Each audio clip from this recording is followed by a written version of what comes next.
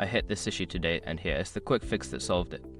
If you want to disable biometric login on your ZIP 2026, follow these simple steps. Step 1. Open Settings. Navigate to the Settings menu on your ZIP 2026 device. This is usually represented by a gear icon on your home screen or app drawer. Step 2. Locate Security Options. Scroll down and find the Security or Biometric section within the settings. This is where you can manage all security-related features. Step 3. Select Biometric Login. In the Security Options, look for Biometric Login or Fingerprint Recognition. Tap on it to access the biometric settings. Step 4. Disable Biometric Login. You will see an option to disable Biometric Login. Toggle the switch off or select Disable to turn it off completely. Note, if you have multiple fingerprints registered, you may need to remove them individually before the option to disable appears. Step 5. Confirm changes. After disabling, you may be prompted to confirm your choice.